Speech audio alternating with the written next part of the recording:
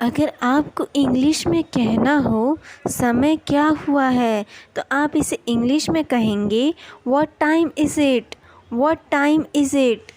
अगर आपको कहना हो 4:30 हो रहे हैं तो आप इसे इंग्लिश में कहेंगे इट्स 4:30, 4:30। अगर आपको कहना हो 4 बज रहे हैं तो आप इसे इंग्लिश में कहेंगे इट्स 4 o'clock, इट्स 4 o'clock। अगर आपको कहना हो 3:05 हुए हैं तो आप इसे इंग्लिश में कहेंगे इट्स 3:05, इट्स 3:05। अगर आपको कहना हो 3 बजने में आधा घंटा बाकी है तो आप इसे इंग्लिश में कहेंगे इट्स 2:30, इट्स 2:30। अगर आपको कहना हो 3 बजने में 20 मिनट बाकी है या फिर 2:40 हुए हैं तो आप इसे इंग्लिश में कहेंगे इट्स 3, इट्स 3। अगर आपको कहना हो शाम के 6 बज रहे हैं तो आप इसे इंग्लिश में कहेंगे इट्स 6 PM, इट्स 6 PM। अगर आपको इंग्लिश में कहना हो सुबह के 6 बज रहे हैं तो आप इसे इंग्लिश में कहेंगे इट्स 6 AM, इट्स 6 AM। अगर आपको कहना हो 2:15 हुए हैं तो आप इसे इंग्लिश में कहेंगे इट्स 2:15, इट्स 2:15। अगर आपको इंग्लिश में कहना हो 6 बजने में 15 मिनट बाकी हैं तो आप इसे इंग्लिश में कहेंगे इट्स 5:45, इट्स 5:45।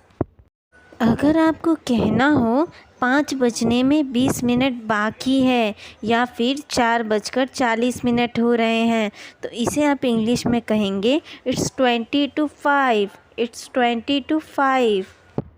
अगर आपको इंग्लिश में कहना हो 5:25 हुए हैं तो आप इसे इंग्लिश में कहेंगे इट्स 5:25, इट्स 5:25।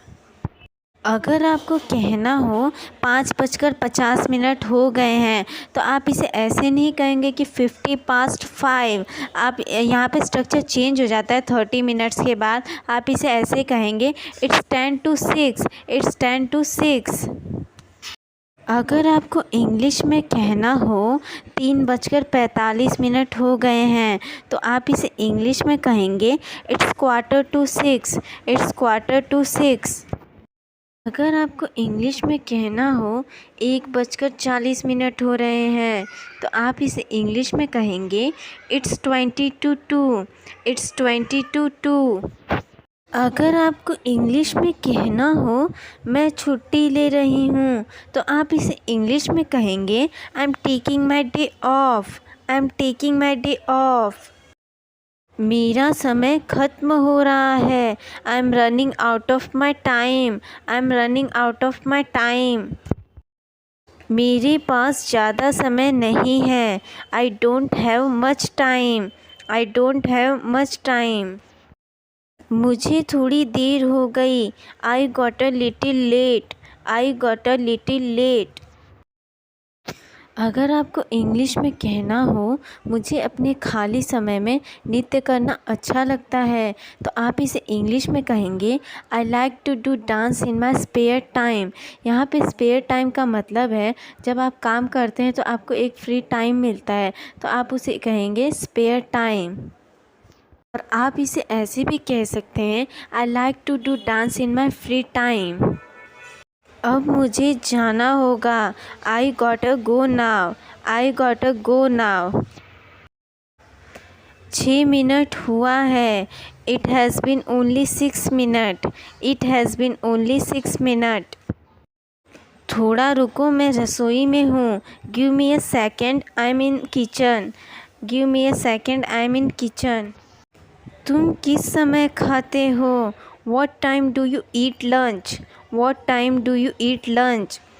तुम्हें अपने व्यायाम के लिए समय निकालना चाहिए you should make time for your exercise.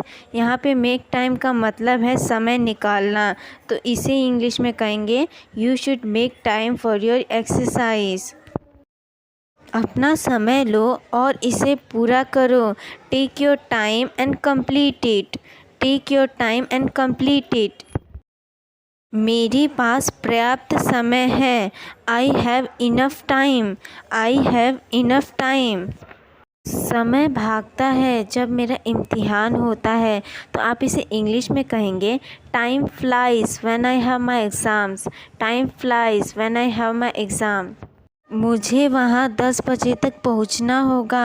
I will have to reach there by 10। I will have to reach there by 10। समय ख़त्म हुआ। Time's up.